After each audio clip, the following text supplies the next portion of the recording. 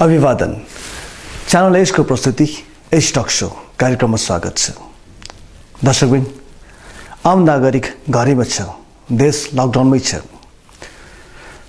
निजी व्यवसायहरू सबै लकडाउनको अवस्थामा बन्दाबन्दी छ। सडक पनि लगभग सुनसानै छ। त्यस अर्थमा आर्थिक कारोबारहरू ठप्पै छन्, तर राजनीतिक क्रियाकलापहरू पनि अझै पनि चलायमान छन्। राजनीतिक उतार चढावहरू अझसम्म पनि कायमै छ। यही क्रममा समाजवादी पार्टी नेपाल राष्ट्रिय जनता पार्टी एकीकरण भएको छ। यो एकीकरणको पछाडि प्रमुख भूमिकामा रहे समाजवादी पार्टी नेपालको तर्फबाट राष्ट्रिय जनता पार्टी र समाजवादी पार्टी नेपाल एकीकरण गर्नको निमित्त गठित कार्यदलको संयोजक राजेन्द्र श्रेष्ठ। उहाँसँग हामीले उहाँकै निवासमा पुगेर यो बारे छलफल गऱ्यौँ, यो बारे कुराकानी गऱ्यौँ। आउनुहोस्, प्रस्तुत छ माननीय सांसद राजेन्द्र श्रेष्ठसँगको यो कुराकानी। माननीयजी, तपाईँ कार्यक्रममा स्वागत। धन्यवाद। माननीयजी, भर्खर तपाईँहरूले राष्ट्रिय जनता पार्टी बनाउनुसँग एकता गर्नुभएको छ समाजवादी पार्टी नेपालको तर्फबाट। तपाईँ त फेरि वार्ता समितिको संयोजक पनि। अहिले बजारमा अहिले यो छ नि, राजनैतिक पृष्ठमा सबभन्दा बढी चर्चाको विषय यही भइराखेको छ कि रातोरात राष्ट्रिय जनता पार्टी र समाजवादी पार्टी कसरी एकीकरण गर्न सक्यो। यसमा त तपाईँको भूमिका होला। ती प्रश्न सबभन्दा पहिलो प्रश्न। राष्ट्रिय जनता पार्टीसँग हामीले लगातार वार्ता गरेको करिब 1 वर्षै बितिसकेको छ। जुन बेला नयाँ शक्ति र समाजवादी पार्टीको बिचमा एकीकरणको कुरा चलिरहेको थियो, त्यति बेलै उहाँहरूलाई समेत सामेल गरेर त्रिपक्षीय एकता गरौँ भनेर हामी 2-3 राउन्ड वार्तामा पनि बसेको हो। तर केही प्राविधिक कारणले, खास गरी त्यति बेला हामी सङ्घीय समाजवादी फोरम र नयाँ शक्ति बिचमा अलग्गै वार्ता र सङ्घीय समाजवादी फोरम र राजपा बिच अलग्गै वार्ता, फेरि नयाँ शक्ति र चाहिँ राजपा बिच पनि अलग वार्ता, यसरी चाहिँ फरक रूपमा द्विपक्षीय वार्ता हुँदै लास्टमा त्रिपक्षीय भयो। र हामीले यता चाहिँ वार्ताको क्रममा पार्टीको वैचारिक सैद्धान्तिक कुराहरूमा नयाँ शक्ति र हाम्रो चाहिँ तीव्र विकास भएर गयो र छिटो चाहिँ एकता गर्न सकिने आधारहरू तयार भए र सङ्गठनात्मक संरचनामा पनि लगभग हामी चाहिँ सहमतिको अन्तिम बिन्दुमा पुग्यौँ र घोषणा गर्न सक्ने आधारहरू निर्माण भइसकेको थियो। अनि त्यस स्थितिमा 1 मेकै दिन, होइन, मे दिवसकै दिन घोषणा गरौँ भन्ने चाहिँ हाम्रो लक्ष्य पनि थियो। तर बिचमा चाहिँ राजपासँग पनि एकचोटि कुरा गरौँ भन्ने चाहिँ स्थिति बन्यो र त्यसो भइसकेपछि उहाँहरूसँग समेत 2-3 राउन्ड वार्ता गर्ने भनेर केही दिन हामीले ढिला पनि गऱ्यौँ। तत्काल अब त्यो सबै कुराहरू मिलाउने अवस्था बनेन र उहाँले अझै थप समय माग्नुभयो, होइन। थप समय मागिसकेपछि हामीले चाहिँ होइन, अब हाम्रो दुईटाको कुरा सबै मिलिसक्यो, नीति सिद्धान्त विचार, होइन, अब सङ्गठनात्मक संरचना नेतृत्व यी सबै कुराहरू हामीले तय गरिसकेको अवस्था थियो र हामीले उसो भए तपाईँहरूसँग यी एकताको लगत्तै फेरि वार्ता गर्छौँ भन्यो र यता मे 6 का दिन हामीले चाहिँ समाजवादी पार्टी घोषणा गऱ्यौँ र त्यसको लगत्तै पछि बसेको पहिलो बैठकले नै हामीले के गर्यौँ भने राष्ट्रिय जनता पार्टीसँग एकीकरणको लागि चाहिँ अगाडि बढ्ने भन्ने भयो र मेरै संयोजकत्वमा एउटा कार्यदल पनि बनायौँ र त्यसपछि उहाँहरूले पनि त्यसको रेस्पोन्स गर्नुभयो र वार्ता जारी नै थियो। लगभग हामी 10-15 पटक औपचारिक अनौपचारिक, होइन, विभिन्न रूपमा वार्ता गरिसकेका थियौँ। तर लकडाउनका कारणले गर्दाखेरि वार्ता स्थगन जस्तो भइरहेको थियो र सैद्धान्तिक वैचारिक कुराहरू धेरै कुराहरू हामीले टुङ्ग्याइसकेकै थियौँ र यता अब सङ्गठनात्मक काममा पनि अब हामी प्रवेश गरिरहेकै अवस्था थियो र केही नमिलेका कुराहरू पनि थिए, होइन। ती नमिलेका कुराहरू महाधिवेशनमा हामी चाहिँ दुईटैको विचार लिएर जाने गरी नै हामीले सहमति गरेका हौँ र यो लकडाउनको स्थितिले गर्दाखेरि कस्तो हुन गयो भने यो रोकिएको थियो। तर यो लकडाउनलाई एकदमै चाहिँ गलत मनसा राखेर, होइन, यो लकडाउनको अवसरमा सबै ठुनिएको अवस्थामा चाहिँ एक किसिमबाट यो 2टा अध्यादेश ल्याएर हाम्रो पार्टीलाई समेत विभाजन गर्ने एउटा कलुषित भावना बाट चाहिँ प्रधानमन्त्री अगाडि बढ्यो र उहाँले रातारात जो चाहिँ आफ्नै पार्टीलाई समेत जानकारी नदिइकन क्याबिनेट कलिग्सहरूलाई समेत जानकारी नदिइकन प्रधानमन्त्री र उपप्रधानमन्त्री दुईजनालाई बाहेक कसैले जानकारी थिएन होइन। त्यसरी उनीहरूले लिएर आएर फेरि राष्ट्रपतिले पनि यति छिटो चाहिँ यो स्वीकृति गरिदियो कि सायद उहाँले पढ्न पनि भ्याउनु भएन होइन। यो राष्ट्रपति र प्रधानमन्त्री दुधको साक्षी बिरालो भने जस्तो ठ्याक्कै तुरुन्त गरिहाले र त्यसपछि अब यो लकडाउनको पिरियडमा एउटा पार्टी एकताको रचनात्मक गतिविधिहरूलाई पनि हामीले लानुपर्ने स्थिति चाहिँ उत्पन्न भयो र हामी चाहिँ यो चाहिँ वार्तामा लाग्यौँ र त्यसको परिणाम चाहिँ अहिले जनता समाजवादी पार्टी नेपाल हामीले चाहिँ नयाँ ढङ्गले यसलाई स्थापित गरेर अब सङ्गठनात्मक कामहरूलाई अगाडि बढाइरहेको अवस्था छ। मान्नुहुन्छ सरकारबाट जारी गर्न खोजेको अध्यादेश दुईटै समाजवादी पार्टी नेपालतिरै लक्षित थियो? एकातिर समाजवादी पार्टी र यता राष्ट्रिय जनता पार्टीलाई पनि फुटाउने, कम्तीमा 15 देखि 20 जना फुटाउने भन्ने उसको योजना थियो दुईटै पार्टी गरेर। अब त्यसमा केन्द्रीय समितिमा त्यो पुर्याउन नसकिने भएपछि 40% चाहिँ संसदीय दलमा पुर्याएर लान सकिन्छ भन्ने र त्यसको मुख्य कारण चाहिँ फेरि के हो भने आफ्नो पार्टीको विभाजन हो। यो चाहिँ एउटा सहायक तत्त्व मात्रै हो। मेजर कुरा चाहिँ केपी ओलीले आफ्नो पार्टीभित्र 40% बनाउनु पर्ने थियो। अहिले अरू सबै नेताहरू एकातिर रहँदा होइन उहाँ एक्लैले चाहिँ 40% पुर्याउन सक्ने अवस्था थिएन। त्यसकारण 15 देखि 20 जना यताबाट फुटाएर लिएर जाने र आफ्नो गुटमा सामेल गर्ने र बलियो बनाउने, त्यसपछि 40% पुर्याएर अगाडि बढ्ने। यो किन उहाँले चाहिँ आवश्यकता परेको रहेछ त भन्दाखेरि आफ्नो पार्टीभित्र चाहिँ आन्तरिक अन्तर्विरोधहरू चाहिँ चुलिएको अवस्था थियो र खास गरी केपी ओलीको कार्यशैली यस्तो छ कि जुन कार्यशैलीमा चाहिँ अरू सबैलाई चाहिँ समेटेर जाने होइन, नेतृत्वको बिचमा सामूहिक नेतृत्वको उहाँमा चाहिँ गन्ध पनि छैन होइन। एक्लै हिँड्ने उहाँको बानी, मैले जे गरेँ ठिक गरेँ भन्ने किसिमको सोचाइले गर्दा पार्टीलाई समेट्न उनले सकेको थिएन। त्यस कारणले गर्दाखेरि उहाँको विरुद्ध चाहिँ पार्टीभित्र एक किसिमको जनमत निर्माण भइरहेको थियो। त त्यो जनमतलाई चाहिँ अब परास्त गर्नुपर्छ भन्ने मनसाले नै उनले एउटा सहायक तत्त्वको रूपमा चाहिँ अरू पार्टीमा पनि चलखेल गर्न खोजेको हो खास चाहिँ। त्यस अर्थमा आफ्नो सत्ता बचाउनलाई भन्ने तपाईँको बुझाइरह्यो? हजुर। तर छ नि अब यो रातौँ रातै नेपाल तमासनी गजबै हुने गरिकन समाजवादी दल र राष्ट्रिय जनता पार्टी गठन भएकोमा त त्यही अध्यादेशकै कारण हो भन्ने बुझाइ छ नि त फेरि?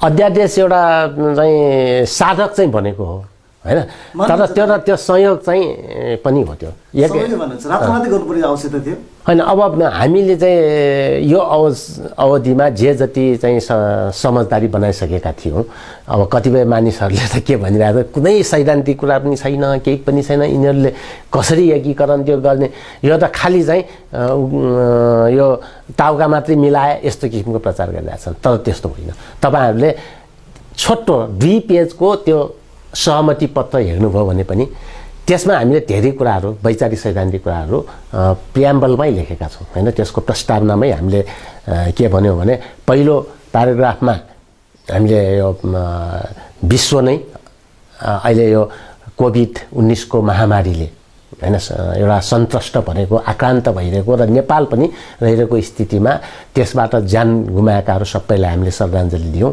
र दोस्रोमा हामीले चाहिँ किन हामी पार्टी एकता गर्दैछौँ त्यसका वैचारिक सैद्धान्तिक आधारहरू के छन् भन्ने सन्दर्भमा मोटो कुराहरू त्यहाँ उल्लेख गरेका छौँ। जस्तो सबैभन्दा पहिलो कुरा हामीले त्यसमा के भन्यौँ भने पहिचानसहितको संहिता भन्यौँ होइन। र अहिले जुन 7 प्रदेशको प्रशासनिक संहिता छ त्यसको विकल्पमा 10+1 को पहिचानसहितको संहिता हो भन्ने मान्यतामा हामी दुवै सहमत छौँ भन्ने कुरा त्यसको प्रस्तावनाको पहिलो बुँदामै छ। र त्यसपछि दोस्रो कुरा त्यसमा के उल्लेख छ भन्दाखेरि उदार र परम्परागत लोकतन्त्र होइन हैन। नेपाल जस्तो बहुजातीय बहुभाषिक देशमा सहभागितामूलक समावेशी लोकतन्त्र आवश्यकता छ भनेर हामीले त्यो कुरालाई उल्लेख गर्यौँ। र तेस्रो कुरामा हामीले के कुरा भन्यौँ त भन्दाखेरि अब नेपाल चाहिँ जब चाहिँ बहुजातीय बहुभाषिक बहुसांस्कृतिक छ भने यहाँको राष्ट्रवाद पनि बहुलतायुक्त राष्ट्रवाद हो नि। त्यसैले चाहिँ नस्लीय किसिमको होइन, अब सबै जाति भाषा धर्म संस्कृतिलाई सुहाउने भएकोले बहुल राष्ट्रिय राज्य सुहाउँदो समाजवाद। कस्तो समाजवाद भन्नाले युरोपको चाहिँ एकल जातीय मुलुकहरू जस्तो विभिन्न देशहरू हेर्नुहोस् तपाईँ होइन, नर्वे भन्नुहोस्, स्विडेन भन्नुहोस्, डेनमार्क भन्नुहोस्, वा चाहिँ जर्मन भन्नुहोस्, फ्रान्स भन्नुहोस्, सबै एक जातीय मुलुकहरू हुन् होइन। लगभग 90% भन्दा बढी एउटै जाति छ त्यहाँ होइन, कतिपयमा त 99% एउटै जाति छन्। त्यस्तो देशमा त वर्गीय समस्या मात्रै छ, जातीय समस्या छैन होइन। त्यो कुरा भएकोले हामीले के भन्यौँ भने बहुराष्ट्रिय राज्य सुहाउँदो समाजवाद भनेर हामीले त्यसरी तेस्रो कुरा उल्लेख गऱ्यौँ। चौथो कुरा सामाजिक न्याय होइन, लोक कल्याणकारी राज्यका मान्यताहरू, आर्थिक चाहिँ रूपमा समतामूलक समाज निर्माण गर्ने मान्यताहरूलाई सम्बोधन हुनुपर्छ भन्ने आधारमा हामीले सामाजिक न्यायको कुरालाई चौथो कुराको रूपमा उल्लेख गरेका छौँ। र पाँचौँ कुरा चाहिँ हामीले त्यसमा सुशासनको कुरा। नेपाल अहिले तपाईँहरूले देखिरहनु भएको छ भ्रष्टाचारकोमा त एकदमै तीव्र गतिले होइन। अहिले अब यस्तो कोभिड-19 को सन्तास भइरहेको अवस्थामा सबै स्वास्थ्य मन्त्रालयमा यत्रो ठुल्ठुलो भ्रष्टाचार काण्डहरू होइन, ओम्नी प्रकरणहरू आइरहेको अवस्था छ। अब भ्रष्टाचार लुकाउनका लागि सेनालाई चाहिँ यो चाहिँ व्यापार गर्न दिने जस्ता कुराहरू गरिरहेका छन्। इतिहासमै नाङ्गिएको अवस्था छ। यस्तो किसिमको भ्रष्टाचारको विरुद्ध सुशासन हुनु पर्यो भनेर हामीले चाहिँ यो कुरालाई उल्लेख गरेका छौँ। र छैठौँ कुरा चाहिँ हामीले समृद्धिको कुरा होइन। पुँजीवादी मुलुकहरूमा पनि समृद्धि हुन्छ, तर हामीले भनेको समृद्धि चाहिँ समतामूलक समृद्धि, उत्पीडित राष्ट्रियताहरू पनि अब उत्पीडनबाट मुक्त भएर आर्थिक विकासमा जान सक्ने होइन। अब त्यसपछि तपाईँको श्रमजीवी वर्ग चाहिँ राष्ट्रिय रूपमा मूलधारमा आएर होइन के खाउँ के लाउँ भन्न नपर्ने गरी एउटा समृद्ध जीवन बिताउन सक्ने यस्तो किसिमको समतामूलक समृद्धिको कुरा हो त्यो। र सातौँ कुरा हामीले त्यसमा के भनेका छौँ भने नस्लीय राष्ट्रवादको विपक्षमा हामी चाहिँ बहुसांस्कृतिक राष्ट्रवादको पक्षमा छौँ होइन। जब यो नेपाल बहुलतायुक्त समाजभित्र हामी छौँ भने यहाँको राष्ट्रवाद पनि बहुलतायुक्त राष्ट्रवाद नै हुनुपर्छ र त्यसकारण हामीले त्यसलाई बहुसांस्कृतिक राष्ट्रवादको रूपमा अगाडि सारेका छौँ। यसरी विविध विषयवस्तुहरू त्यसमा हामीले एउटा हाम्रो वैचारिक प्रतिबद्धता होइन छोटोमा पनि त्यहाँ देखाएका छौँ।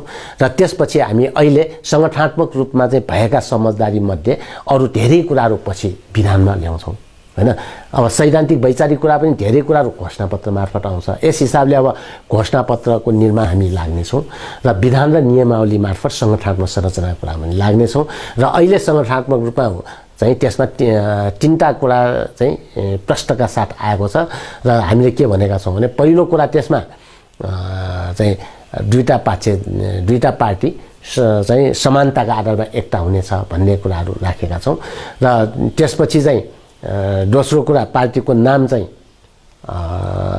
यो पिपल्स सोसलिस्ट पार्टी नेपाल अर्थात् जनता समाजवादी पार्टी हुने भन्ने कुरा उल्लेख गरेका छौँ। र तेस्रो कुरा हामीले त्यसमा चाहिँ पार्टीको झन्डा होइन माथि रातो तर चाहिँ हरियो होइन एउटा रातो भन्नाले एउटा क्रान्तिको प्रतीकको रूपमा र हरियो जैविक विविधता र समृद्धिको प्रतीकको रूपमा एउटा पहिचानको प्रतीकको रूपमा रहने र बिचमा चाहिँ तारा भएको एउटा आयतकार झन्डा हुने भन्ने कुरा त्यसमा उल्लेख गरेका छौँ। र पार्टीले अङ्गीकार गर्ने चुनाव चिन्ह छाता हुनेछ भन्ने कुरालाई हामीले अहिले लिएका छौँ।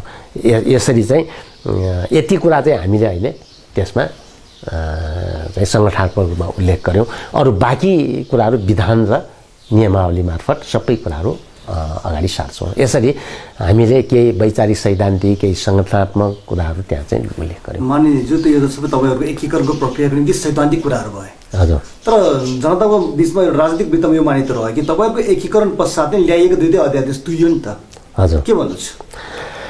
अब त्यो चाहिँ वास्तवमा मलाई के लाग्छ भने हाम्रो पार्टीको सुझबुझपूर्ण क्रियाकलापहरू, हाम्रो पार्टीको नेतृत्वको एकता होइन आन्तरिक समझदारी होइन, अन्तर्विरोध हल गर्ने तरिकाहरू, त्यो सबै कुराले हाम्रो पार्टीलाई एकटुक्का बनायो। र केपी ओलीले चाहिँ के सोचिरहेको होला भने यिनीहरू भनेको त एउटा तासको घर जस्तै होला, एउटा बालुवामा घर बनाए जस्तै होला भन्ने सोचेको होला। तर हामी चाहिँ वैचारिक राजनीतिक रूपले एकदम एकताबद्ध पार्टी थियौँ। त्यसले गर्दा हामीले सहज रूपमा चाहिँ उसका षड्यन्त्रहरूलाई असफल पारिदियौँ र त्यो असफल मात्रै पारेनौँ, त्यसलाई एउटा अवसरको रूपमा र चुनौतीको रूपमा समेत लिएर पार्टी एकतालाई अझ मजबुत र अझ बृहत्तर बनाएर राजपासँग समेत एकता गरेर अगाडि बढ्यौँ। त अब उता के भइरहेछ त भन्ने एउटा उखान छ नि, म टाक्छु मुढा बन्चरो टाक्छु कुढा भने जस्तो भयो क्या। उनले टाकिरहेको थियो यता चाहिँ समाजवादी पार्टीलाई फुटाउँ, राजपालाई फुटाउँ, तर उसले अब आन्तरिक सङ्घर्षबाट ऊ यस्तो एउटा सङ्कटमा फस्न गयो कि आफ्नै घुँडा भाँचिने स्थिति आएको छ। र मलाई के लागिरहेको छ भने केपी ओली जुन बेलादेखि मैले चिन्छु, साँच्चै भने उहाँको जेल जीवनदेखि नै जेलमा पनि हामी भेट्न जान्थ्यौँ होइन, 40 वर्ष भयो होला उहाँसँग मेरो परिचय होइन। र सहकार्यको पनि 30 वर्षभन्दा बढी भइसकेको छ होइन। र उहाँ सँगसँगै राजनीतिक रूपमा चाहिँ हामीले सहकार्यको दौरान उहाँलाई जसरी चिनेका छौँ नि, त्यसलाई हेर्दाखेरि इतिहासमै यति सङ्कट उहाँले भेट्नु भएको थिएन होइन। अहिले उहाँ हरेक ठाउँबाट नाङ्गिएको अवस्था छ। नागरिक समाजमा यस्तो कोभिडको चाहिँ सन्तास फैलिएको बेला कसलाई के धन्दा, घर जायलाई खाने धन्दा भने जस्तो गरी चाहिँ अध्यादेश ल्याएर अर्काको पार्टी फुटाउन खोज्ने होइन। यो नालायक, यसमा चाहिँ कुनै राज्य चाहिँ सञ्चालन गर्ने सुझबुझपूर्ण कुरा पनि छैन।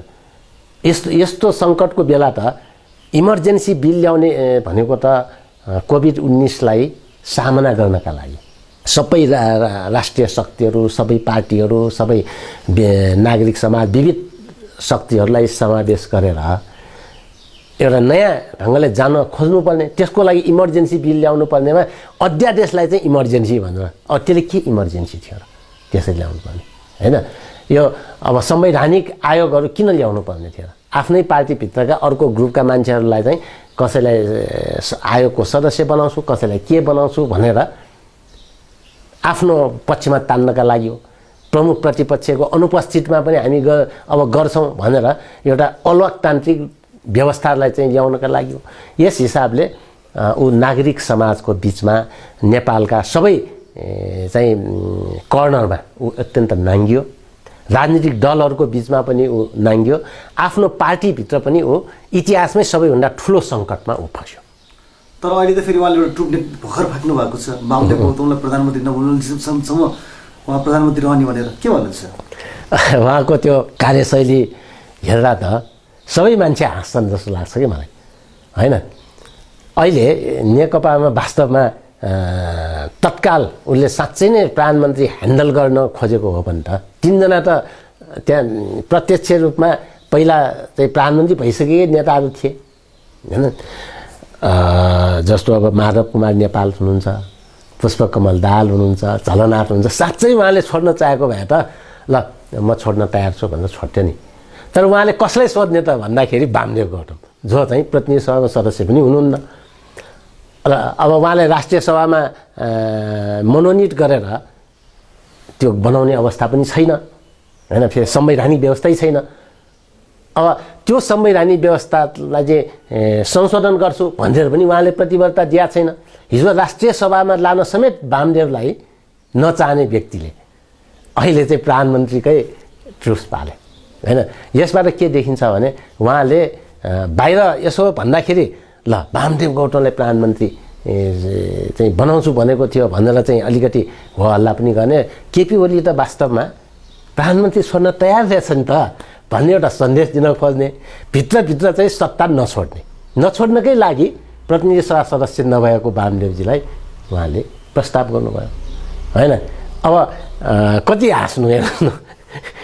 उहाँको त्यो चाहिँ कार्यशैलीबाट नेकपाभित्रका कोही पनि नेता कार्यकर्ता अपरिचित छैन होला त्यो एउटा चाहिँ उहाँले झुक्क्याउनका लागि फालेको एउटा पासा हो भन्ने कुरा सबैले बुझेका छन्।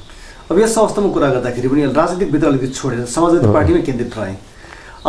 पहिला नै त्यहाँ दुईजना अध्यक्षहरू हुनुहुन्थ्यो, बाबुराम भट्टराई र उपेन्द्र यादव। अब तपाईँहरूले राष्ट्रिय जनता पार्टीसँग गइसक्नु भएपछि फेरि मिडियामा कुरा पनि आयो कि महेन्द्र ठाकुर अहिले चाहिँ वैद्यक्रमको पहिलो व्यक्तित्व हुनुहुन्छ भन्ने पनि मिडियामा आयो। अब कतिजना अध्यक्ष बन्दैछ अब यो नयाँ गठित दलमा? होइन, नवगठित दलमा त अध्यक्षहरू त विभिन्न तहमा गर्दा त धेरै हुन्छ नि त होइन। स्थानीय तहमा पनि 753वटामा 753 जनै हुन्छ, त्योभन्दा माथि पनि अब जिल्लाहरूमा हुन्छ, सबैमा हुन्छ होइन, प्रदेशमा पनि हुन्छ।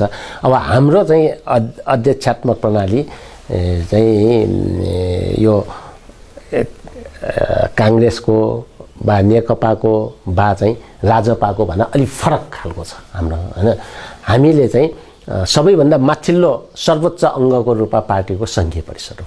सङ्घीय परिषदको अध्यक्ष चाहिँ डाक्टर बाबुराम भट्टराई हो र त्यसको मातहतमा हाम्रो चाहिँ के हुन्छ, केन्द्रीय समिति हुन्छ। र केन्द्रीय समितिको अध्यक्ष चाहिँ उपेन्द्र यादव हो होइन। त्यसले एउटै कमिटीमा 2 अध्यक्ष होइन। अब एकीकरण भएपछि पनि हामी एक समिति एक अध्यक्ष प्रणालीमै जान्छौँ। किनभने एउटा जङ्गलमा 2टा सिंह भयो भने त्यो टिक्दैन। त्यसैले त्यहाँ चाहिँ मत भिन्नता होइन, अन्तर्विरोधहरू नहोस् भन्नको लागि, पार्टीभित्र एउटा हार्दिकता, मेलमिलाप, एकताको वातावरण होस् भन्नको लागि एउटा समितिमा एकजनै अध्यक्ष हुन्छ। अब विभिन्न समितिहरूमा विभिन्न अध्यक्षहरू हुन सक्छन्। अब यसबारेमा हामी छलफल चलाउँदैछौँ। अब कसलाई कुन समितिको नेतृत्व दिने होइन, यस हिसाबले हामी मिलाउँछौँ। मानिलिनुहोस् केही समय अगाडिसम्म समाजवादी पार्टी नेपालको सरकारसँग आबद्ध थियो, सत्तापछि नै थियो। अब त राष्ट्रिय जनता पार्टी आइसकेको छ, उहाँहरू चाहिँ सत्तामा नजाने पक्षधारीहरू हुनुहुन्छ। तपाईँहरूलाई के लाग्छ अहिलेको यो बदलतो राजनीतिक क्रममा अब यो नयाँ गठित दल फेरि सरकारभित्र चाहिँ प्रवेश गर्ने कुनै सम्भावना देख्नु भएको छ? सामान्यतः चाहिँ सरकारमा बस्ने नबस्ने भन्ने कुरा सिद्धान्तको विषय होइन। यो भनेको चाहिँ आफ्नो लक्ष्य, आफ्नो रणनीति, कार्यनीतिसँग सम्बन्धित हो। र अहिले हामी चाहिँ पार्टी निर्माणको एउटा प्रारम्भिक कालबाट गुज्रँदैछौँ र एउटा वैकल्पिक शक्ति निर्माणको अभियानमा छौँ। र यो यस्तो वैकल्पिक शक्ति जो चाहिँ आगामी निर्वाचनसम्ममा काङ्ग्रेस र कम्युनिस्टभन्दा भिन्न हरेक क्षेत्रमा राजनीतिक रूपमा पनि विकल्प, जस्तो हाम्रो विकल्प छ चाहिँ यता राजनीतिक रूपमा भन्दाखेरि यो प्रत्यक्ष निर्वाचित राष्ट्रपति र पूर्ण समानुपातिक संसद होइन। सबै तहमा प्रमुख कार्यकारी चाहिँ प्रत्यक्ष निर्वाचनबाट आउने यो हाम्रो चाहिँ विकल्प छ। अब आर्थिक रूपमा हाम्रो समाजवाद निर्माण गर्ने सन्दर्भमा विकासको एउटा समाजवादी बाटो जसमा सुशासन र समृद्धि सहितको चाहिँ समावेशी ढङ्गको विकास निर्माण चाहन्छौँ हामी। यो दोस्रो हाम्रो आर्थिक रूपमा पनि एउटा यो विकल्प जान्छ। हाम्रो सांस्कृतिक रूपमा पनि हाम्रो विकल्प छ, सबै भाषालाई सम्मान गर्ने, सबै भाषाको समान अधिकार होइन, सबै संस्कृतिलाई समान मान्यता दिने, बहुलतायुक्त राष्ट्रवादको विकास गर्ने र बहुसंस्कृतिवादलाई प्रोत्साहित गर्ने, यो सांस्कृतिक रूपमा पनि हाम्रो विकल्प छ। र चाहिँ सामाजिक रूपमा पनि हामी आफ्नो विकल्पमा अगाडि बढेका छौँ र यी सबै कुराको लागि प्रशासनिक संघीयताको विकल्पमा पहिचानसहितको संघीयतामा जाने एउटा चाहिँ संघीय शासन प्रणालीको चाहिँ वास्तविक रूप होइन। विश्वमा जसरी छ एकल जातीय मुलुकहरूमा एकात्मक राज्य, बहुल जातीय मुलुकहरूमा राष्ट्रियता हुने भएकोले चाहिँ संघीय राज्य होइन। यो मान्यतालाई समेटेर हामी चाहिँ एउटा अगाडि बढेका छौँ। यसरी सबै क्षेत्रको विकल्पसहित होइन देशमा चाहिँ प्रगति समृद्धिको माध्यमबाट जाने भएकोले आगामी 2.5 वर्षको समय बाँकी छ होइन। 2.5 वर्षभित्र हुने निर्वाचनमा पहिलो शक्ति बनेर होइन सिंहदरबारभित्रबाट हामी आफ्नो नीति कार्यक्रमहरू लागू गर्ने, त्यस हिसाबले नै हामी लागिरहेको हुँदाखेरि मलाई के विश्वास छ भने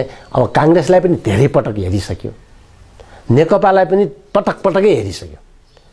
अब उनीहरूले त परिवर्तन गर्न सकेन हैन। यस्तो एउटा सुन्दर मुलुक जहाँ चाहिँ हामीले धेरै स्रोत साधनदेखि गर्न सक्छौँ, इतिहासमा गर्व गर्न लायक हैन।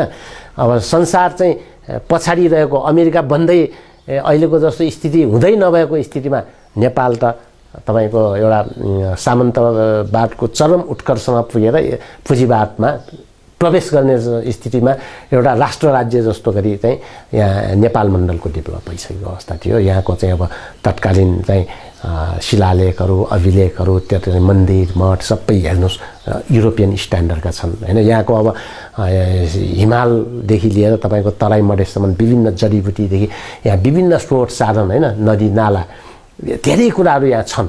वास्तवमा आफ्नो गर्वमै रत्न बोकेर आएको देश हो यो। तर पनि हामी अहिले विकासमा पछाडि भर्खरै गएका छौँ। सबै जाति भाषा धर्म संस्कृतिलाई समेटेर जान नसक्नु र एकल राज्य स्थापना हुनुले यहाँको चाहिँ श्रम पुँजीहरू सबै विस्थापित भएर गएको छ। जब श्रम पनि विस्थापित पुँजी पनि विस्थापित भएपछि मुलुक समृद्ध हुँदैन। त्यसकारण यो सबै कुरालाई ध्यानमा राखेर हामी नयाँ ढङ्गले अगाडि बढ्नेछौँ र यो हाम्रो चाहिँ वैकल्पिक राजनीतिक व्यवस्था, वैकल्पिक आर्थिक व्यवस्था, सामाजिक व्यवस्था, सांस्कृतिक व्यवस्था सबै कुरालाई चाहिँ जनताको बिचमा लगेर 2.5 वर्षभित्र हामी प्रथम शक्ति बन्ने छौँ भन्ने विश्वासका साथ हामी अगाडि बढेका छौँ। माननीयजी अब अन्त्यमा केही भन्छु भने दर्शकलाई कृपया। अब धेरै कुराहरू त मैले यहाँ भनिसकेकै छु कि अब यो कोभिड-19 को कारण जुन विश्वमा मानवीय सङ्कटहरू देखा परेको हो, अब यो मानवीय सङ्कटलाई, स्वास्थ्यको सङ्कटलाई केपी ओली आफैले हैन, वर्तमान प्रधानमन्त्री आफैले एउटा राजनीतिक सङ्कटको रूपमा पनि निम्त्याए। त्यसकारण इतिहासमै नालायकीपन देखाएको हुँदा अब सबै जनताले नयाँ ढङ्गले चाहिँ सोच्न जरुरी छ। अब नेकपा र काङ्ग्रेसको विकल्पमा एउटा नवीन शक्तिको रूपमा, एउटा नयाँ राजनीतिक शक्तिको रूपमा उदीयमान यो जनता समाजवादी पार्टीको रूपमा हैन, जुन हामी सबै क्षेत्रमा अब पुनर्गठित गरेर नयाँ ढङ्गले जान्छौँ।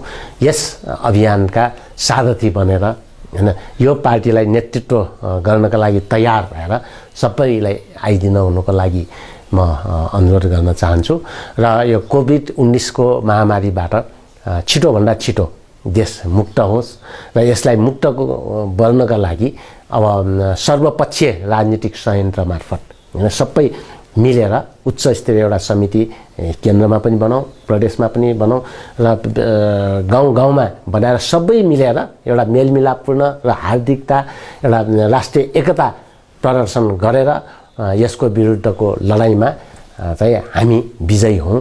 यसका लागि सबैलाई म हार्दिक शुभकामना दिन्छु। तपाईँको समयलाई धेरै धेरै धन्यवाद। हस्, धन्यवाद। दर्शकबिन, हामीले भर्खर कुरा गऱ्यौँ माननीय सांसद राजेन्द्र श्रेष्ठसँग। कार्यक्रम कस्तो रह्यो? प्रतिक्रियाको अफिसरसहित अनुरोध, घरैमा बस्नुहोला। लकडाउनलाई जबसम्म सरकारले निरन्तरता दिन्छ तबसम्म सचेत हौँ, सबै मिलेर कोरोनालाई परास्त गरौँ। कार्यक्रम हेरिदिनु भयो, धेरै धेरै धन्यवाद।